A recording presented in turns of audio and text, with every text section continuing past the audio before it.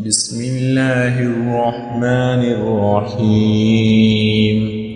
الرحمن علم القرآن، خلق الإنسان علمه البيان.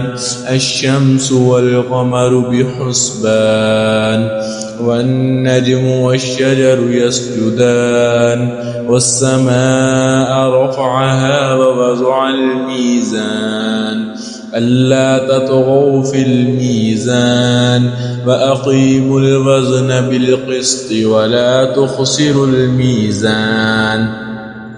والأرض وضعها للأنام، فيها فاكهة والنخل ذات الأكمام، والحب ذو العصف والريحان. فبأي آلاء ربكما تكذبان؟ خلق الإنسان من صلصال كالفخار، وخلق الجان من مارج من نار. فبأي آلاء ربكما تكذبان؟ رب المشرقين ورب المغربين. فبأي آلاء ربكما تكذبان؟ مرج البحرين يلتقيان، بينهما برزخ لا يبغيان. فبأي آلاء ربكما تكذبان؟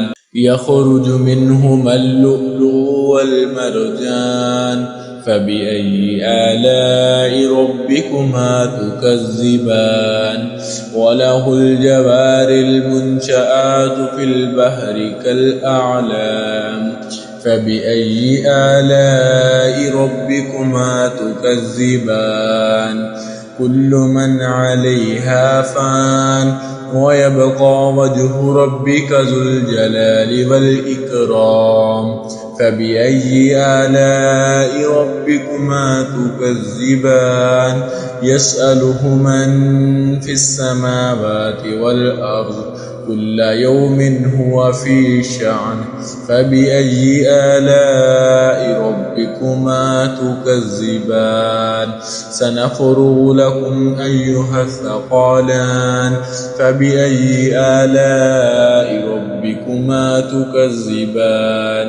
يا معشر الجن والإنس إن استطعتم أن تنفذوا من أقطار السماوات والأرض فانفذوا لا تنفذون إلا بسلطان. فبأي آلاء ربكما تكذبان؟ يرسل عليكما شواظ من نار ونحاس فلا تنتصران.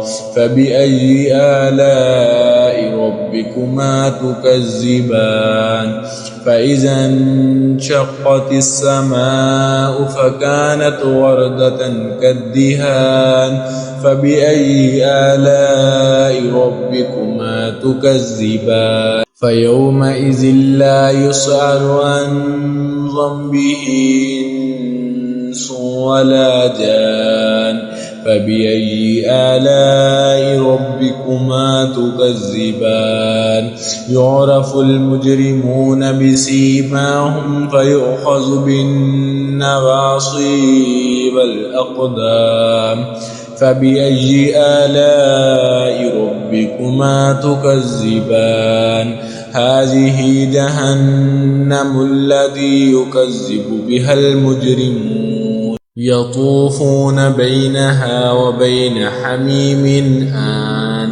فبأي آلاء ربكما تكذبان؟ ولمن خاف مقام ربه جنتان. فبأي آلاء ربكما تكذبان؟ ذواتا أفنان.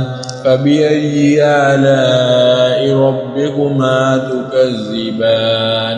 فيهما عينان تجريان فبأي آلاء ربكما تكذبان فيهما من كل فاكهة زوجان فبأي آلاء ربكما تكذبان متكئين على فرش بطائنها من استبرق وجنى الجنتين دان فبأي آلاء ربكما تكذبان فيهن قاصرات الطرف لم يطمثهن إنس قبلهم ولا جان فبأي آلاء ربكما تكذبان